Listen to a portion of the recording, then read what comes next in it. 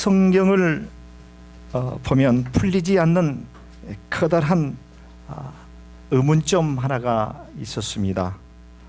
하나님께서는 사랑의 하나님이시라는데 그가 택한 이스라엘 백성들에게 숱한 전쟁을 치르게 하셨고, 뿐만이 아니라 이방 족속, 이방 민족들에게 대해서는 아주 추첨할 정도로 피를 흘리게 하셨을까에 대한 궁금증이었습니다.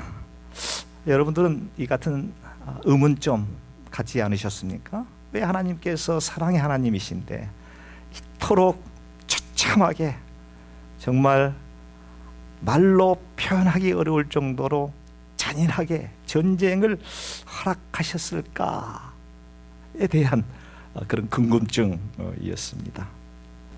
하나님께서 그의 백성들로 하여금 전쟁을 일으키게 하시고 서로를 죽이게 한 사건들을 우리 기독인들은, 하나님을 믿고 살아가고 있는 하나님의 백성들인 저희들은 어떻게 이해하고 어떻게 받아들여야 할 것인가에 대한 궁금증이었습니다. 그러나 훗날 말씀을 묵상하고 말씀을 또 묵상하고 또 말씀을 묵상해 보니 깨달은 아주 중요한 사실 하나를 발견하게 되었습니다. 하나님께서 개입하신 전쟁들은 단순히 나라와의 전쟁이 아니었다라고 하는 사실이었습니다. 애굽 나라와의 싸움, 모압 나라 에돔과의 싸움, 블레셋과의 싸움, 아말렉 족속과의 싸움, 암몬 족속과의 전쟁, 이 외에도 수도 많이 있는 이 이스라엘과의 전쟁은 한 나라와 한 국가의 싸움이 아니다라고 하는 사실을 깨닫게 되었습니다. 당연히 표면적으로 보면 이스라엘이라고 하는 하나님께서 어찌 보면 선택받은 그 나라와 이방 나라들과의 전쟁으로 보이지만 그 내면 속으로 깊이 있게 들어가 보면 의와 불의에 대한 전쟁임을 발견할 수가 있었습니다. 여기서 말하는 의는 인간들이 만들어 놓은 공정과 상식이 아닌 여호와 하나님께서 만들어 놓은 하나님의 의, 바로 그 의와 불의와의 싸움, 전쟁이다 라고 하는 사실입니다. 하나님께서는 어떠한 경우에도 불의, 즉 죄악을 용납하지 않으신다라고 하는 사실입니다. 아무리 당신께서 택하신 하나님의 백성들이라고 할지라도 그들이 하나님의 명령과 규례와 법도를 저버리고 죄자리에 있게 되면 반드시 그 죄의 죄가를 우리 하나님께서는 물으신다라고 하는 사실을 발견하게 되었습니다.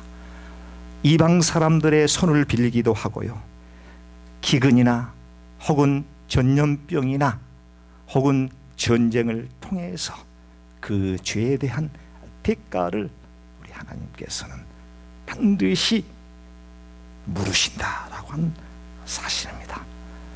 이것이 바로 하나님의 공의가 되겠습니다. 시소에 밸런스가 잘 잡혀 있는 이 시소에 하나님의 공의라고 하는 것이 있고요, 또 한편의 시소에는 하나님의 무한한 사랑이 놓여 있다라고 하는 사실을 발견하게 되었습니다. 요즘 저희 미국에 상륙한 그 핫한 영화 하나가 있습니다. 한산이라고 하는 그 영화입니다. 1592년입니다. 임진년 7월에 일본 전국 시대를 통일했던 그 유명한 도요토미 히데요시, 야망, 대륙 정복을 향한 탐욕, 1차적으로 조선을 공격하게 됩니다.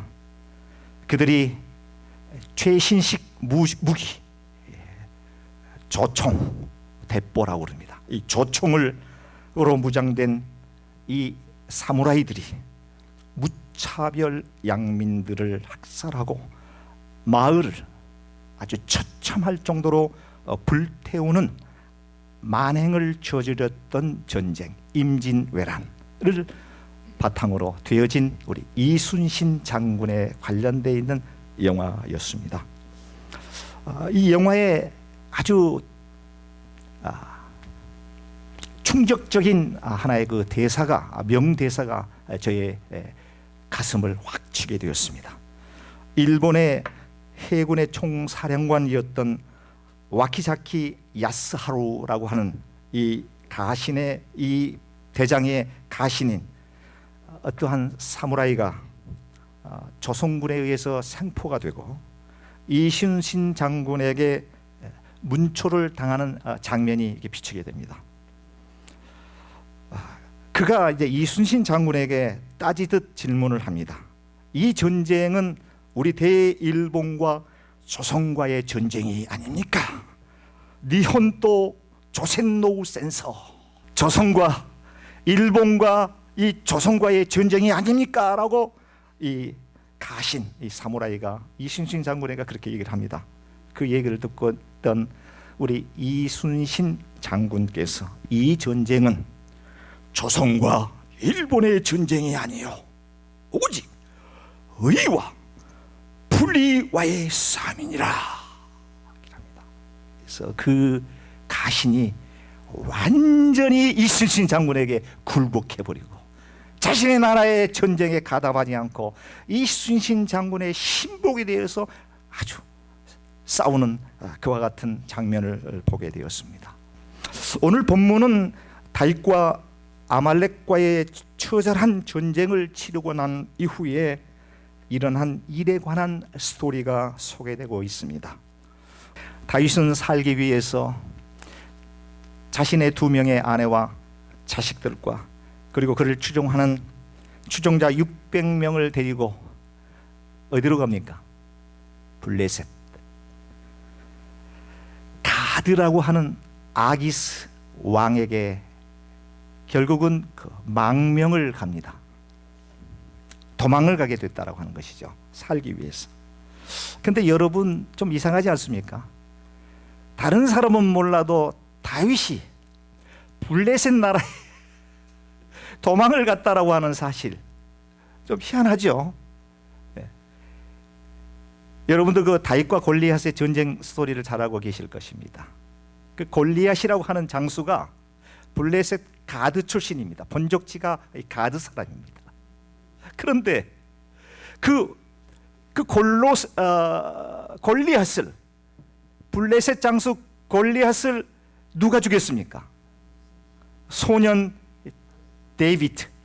다윗이 그 이스라엘 모든 군사들이 블레셋 군대에 벌벌벌벌벌 떨고 있는 아주 초죽임이 돼가지고 상황에, 그리고 이스라엘 백성들을 조롱하기 시작하는 이 상황 속에 다윗이 뜻하지 않게 그 전장에 나가게 되고 자신이 가지고 있었던 조그마한 물맷돌을 가지고 너는 칼과 단창으로 내게 나오거니와 나는 만군의 여호와의 이름, 네가 모욕하는 이스라엘 군대의 하나님의 이름으로 네게 나아가노라 라고 하면서 들고 있던 물맷돌을 샥 돌려가지고 팍 던지니까 이 골리앗 6규빗 한 뼘 정도 되는 기라성과 같은 이 골리앗, 이 장수가 그냥 여기 미간, 눈썹과 눈썹 사이에 이 미간에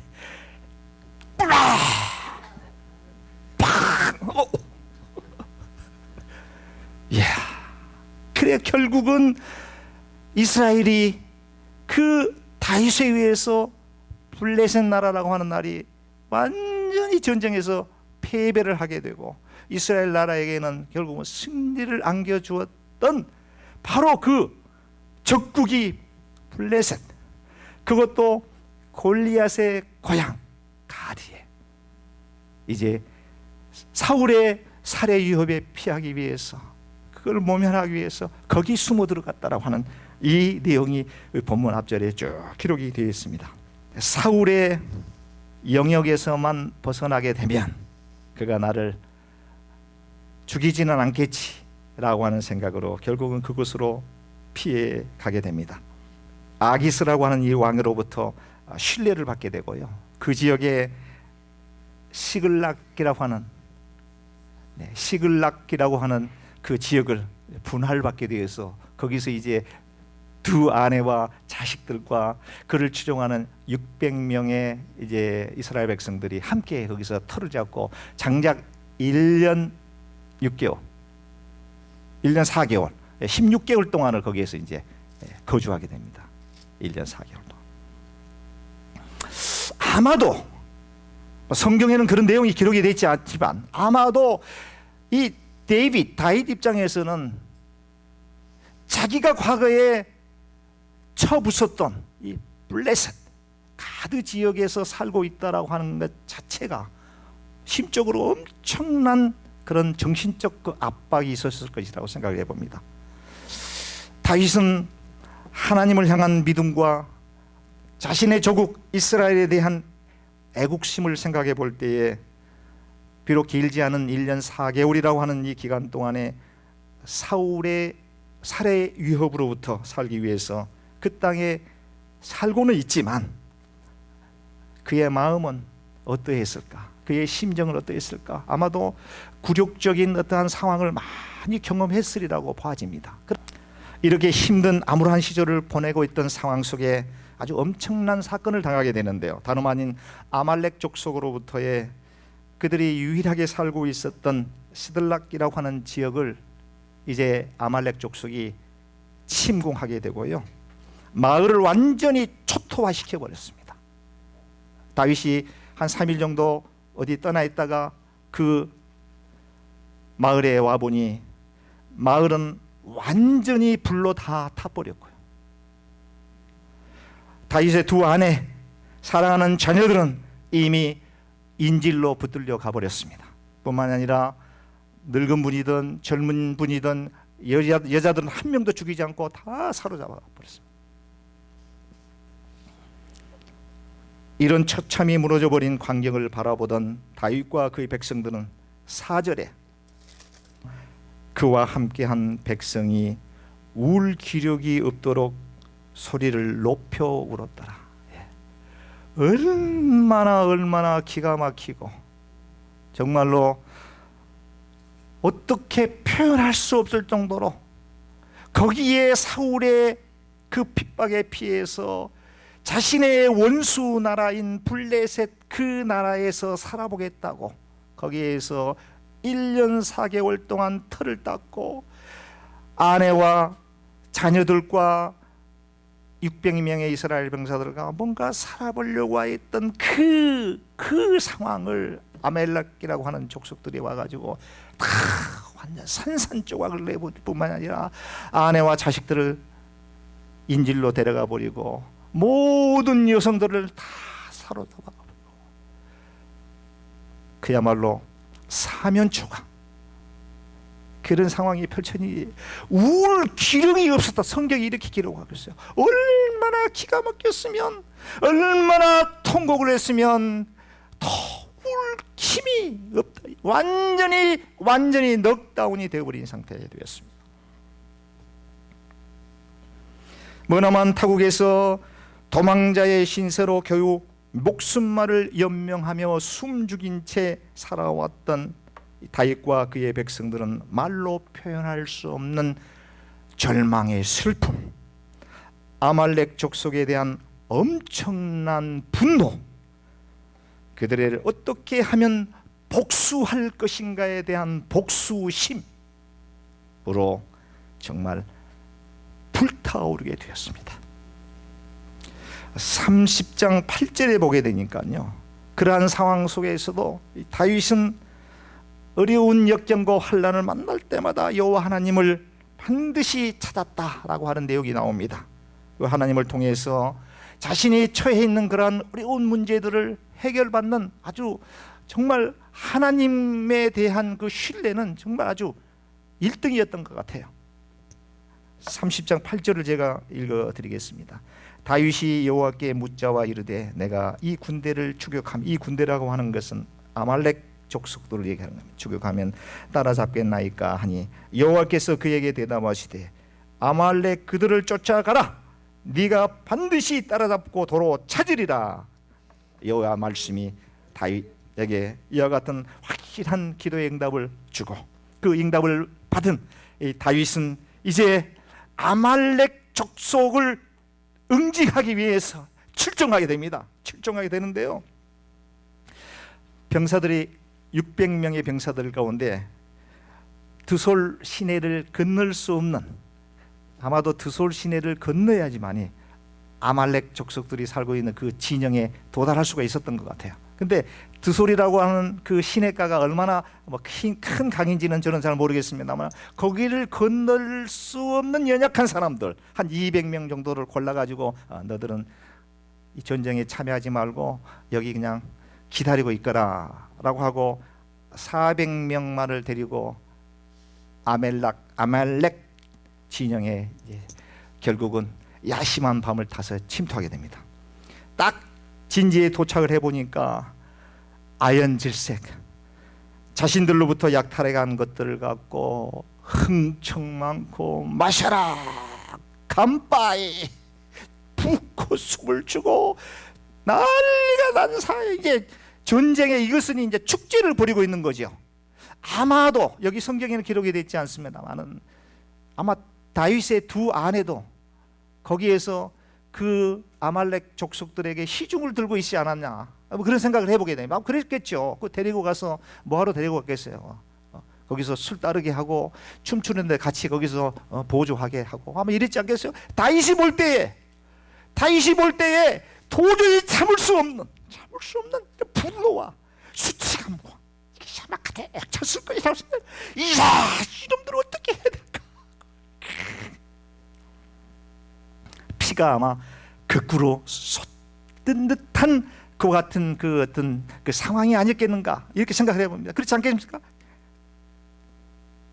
자기의 사랑하는 두 아내가 그 아말렉 족속들에 의해서 희롱당하고 거기서 술을 따르고 자식들이 거기에서 걔들의 그것을 분위기를 맞춰주는 이런 상황 속에서 얼마나 기가 막혔습니다.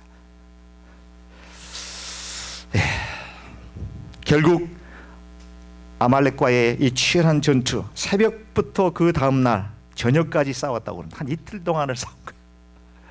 이틀 동안을 아마 엄청나게 치열하게 싸웠던 것 같아요. 이틀 동안.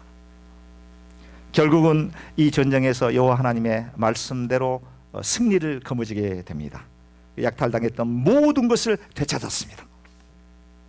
잃은 것이 하나도 없었다, 다 찾았다. 18절 20절에 그렇게 말씀하고 있습니다. 뿐만 아니라 전쟁을 통해서는 아말렉 족속들이 가지고 있었던 수많은 그러한 그 전리품들을 또 다 취하게 되었습니다. 그런데 여기서 문제가 발생하게 됩니다. 그렇게 전리품을 가져오고 잃었던 물건을 다 찾게 되는데 이 전리품을 이제 놀아주는 문제에 있어서 이게 문제가 발생하게 됩니다. 근데 오늘 본문이 바로 그 내용입니다. 야, 이걸 어떻게 하느냐? 성경은 그렇게 얘기합니다. 악한 자와 불량배들이, 이렇게 묘사하고 있는데, 악한 자와 불량배들이 전장에 참여하지 않았던 200명, 전장에서 피를 흘리지 않았던 200명, 그들에게는 주면 안 돼, 이것입니다. 주지 마라, 이것입니다. 그런데 악한 자와 불량배로 성경은 표현하고 있는데, 그렇게 말하는 게 악한 자와 불량배입니까? 여러분들 어떻게 생각하십니까? 그 당연하잖아요. 전장에 참여했던, 목숨을 걸고 피를 흘려서 싸웠던, 이틀 동안 땀과 수고와 생명까지도 아까워하지 않고 전장에 임했던 400명, 그들이 날아가져야 되잖아요. 그들이 날아갔자라고 하는 것이 악한 자와 불량배들입니까? 성경은 악한 자와 불량배들이 그랬다라고 이렇게 얘기를 합니까?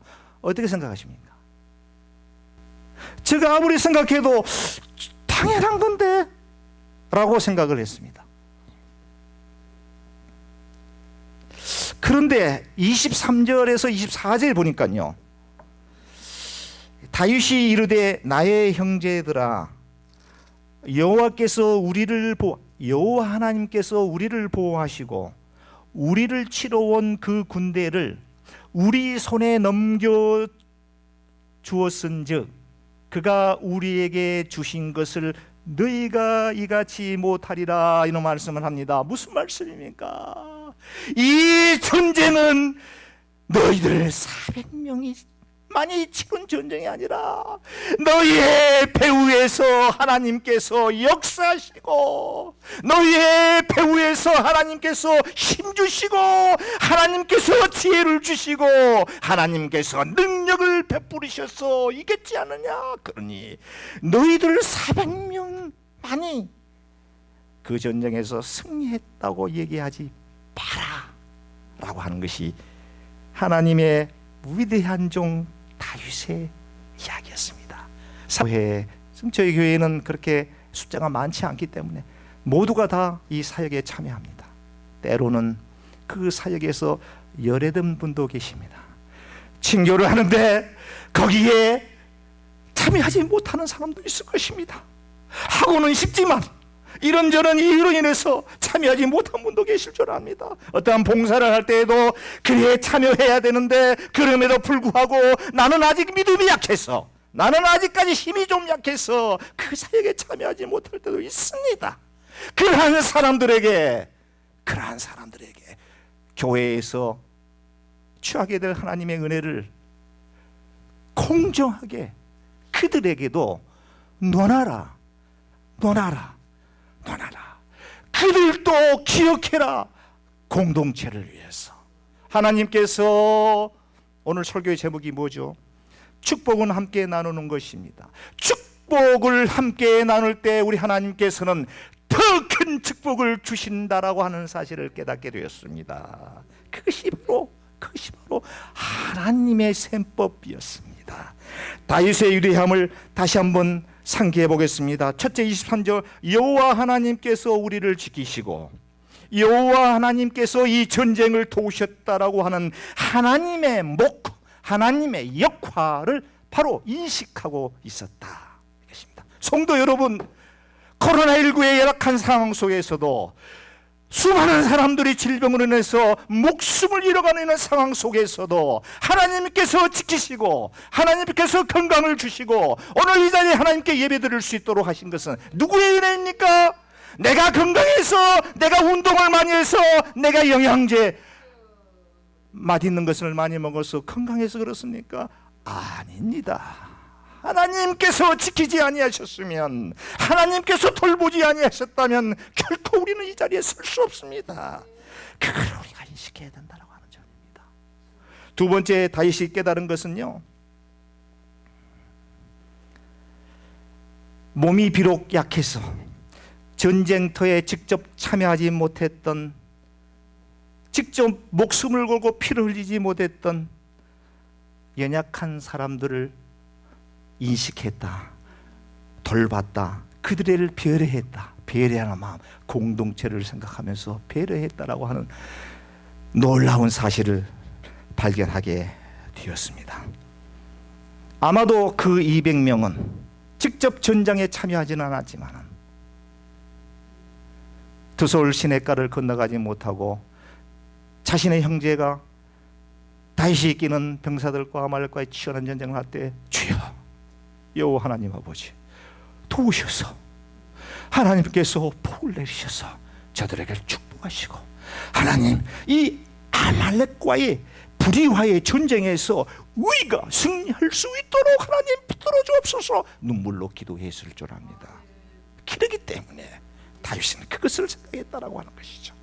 함께 전리품을 분배하고 놀아야 된다라고 하는 생각을 했다라고 하는 것이죠.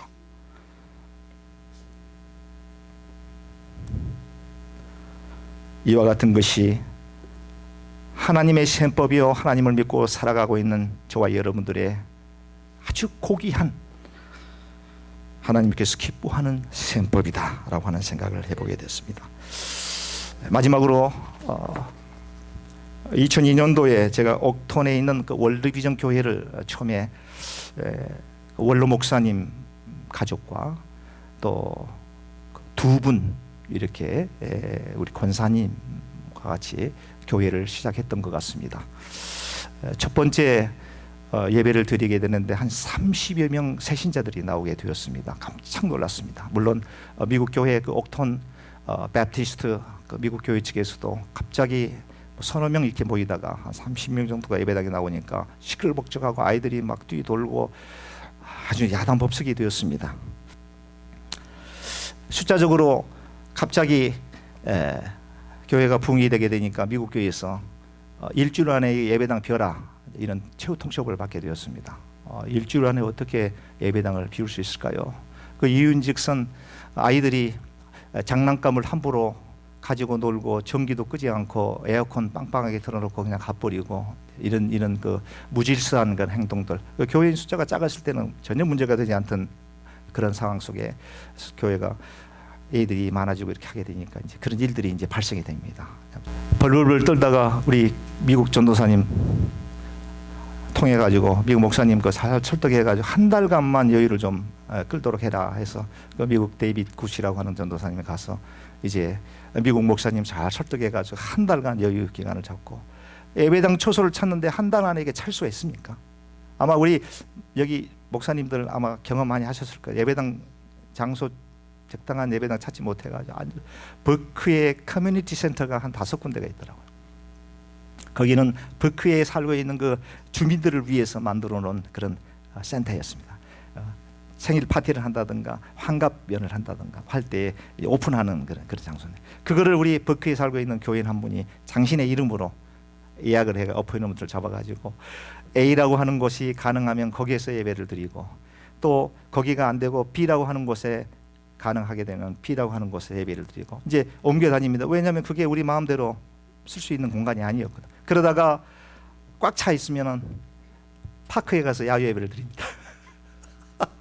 그런데 참 신기한 게요. 그때의 강대상, 뮤직 스탠드, 키보드, 마이크, 헌금 뭐 이거 다 들고 다니면서 주일 예배에 이제 다 싸다펴고 예배 드리고 끝나면 교인들이 나는 뮤직 스탠드, 나는 헌금 주머니, 또 다른 사람은 또 뭐 마이크, 뭐 이렇게 강대상 자기들이 차에다 싣고 뿔뿔이 흩어졌다가 주일 되면은 또 싹 모여가지고 또 정리해서 거기서 예배를 드립니다. 마치 베냐민 족속들입니다. 베냐민 족속들, 유목민들처럼. 그런데 교회가 막 그냥 뜨거워지기 시작하고 막 부흥이 되기 시작합니다. 왜냐? 성도들이 죄인의식을 느끼면서 내가 오늘 교회에 나가지 않으면 예배가 드려지지를 못하니까 다 참여하고 힘을 합치면서 교회가 부흥이 되기 시작하는 거예요. 그러다가 결국은 이제 비엔나에 있는 아주 좋은 미국 교회 예배당 어느 목사님의 도움으로 거기에 이제 들어가게 돼서 거기에서 교회가 급성장하게 되면서 어린이 주일학교, 중고등부, 청년부를 포함해서 약 한 150명 정도 이상 한 3년 만에 이렇게 교회가 성장하게 됐습니다. 그때의 저의 마음 속에 교만이 들어가기 시작합니다. 제 목사 주위에서 사람들이 그럽니다. 저 친구 참 똑똑하네, 목회 잘하네. 이게 내가 그렇지 뭐 실력이 있으니까 교회가 부흥이 되고 그러겠지. 이런 생각을 하게 됐습니다. 하나님께서 제일 싫어하는 게 그거 교만이잖아요. 오늘 이 말씀을 제가 상고해 보면서 당시에 함께 교회를 섬겼고 함께 교회에 동역했고 함께 물질로 몸으로 헌신하고 봉사했던 그 성도님들의 생각을 제가 물론 했겠죠. 그러나 아주 교만한 마음으로 잊고 있었다라고 하는 생각을 해보게 되었습니다. 그런 분들의 수고와 땀이 없었다면 과연 그때 그렇게 부흥이 됐겠는가라고 하는 생각을 오늘 이 말씀을 대하게 되면서 제가 회개하고 말씀을 준비하면서 주님께 용서의 기도를 드렸습니다. 사랑하는 성도 여러분, 우리 동부제일장로교회 1999년 3월에 우리 이광현 목사님께서 개척하셔서 교회가 오늘 3년을 맞게 됩니다. 24주년을 채를 향하여 지금 달려가고 있습니다. 여기에 이광희 목사님과 그 이대 또 김성훈 목사님과 김협 목사님과 그 고병주 목사님과 강일성 목사님과 그 외에 물질로 몸으로 봉사하고 희생하고 땀을 흘렸던 수많은 하나님의 귀한 종님들과 하나님의 귀한 성도들이 계셨다라고 하는 사실을 우리는 꼭 기억해야 될 줄을 믿습니다.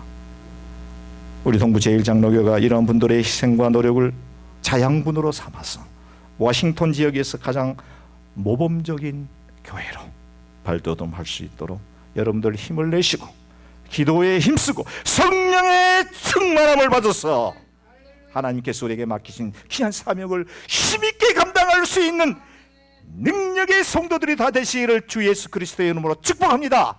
축복합니다. 축복합니다. 할렐루야.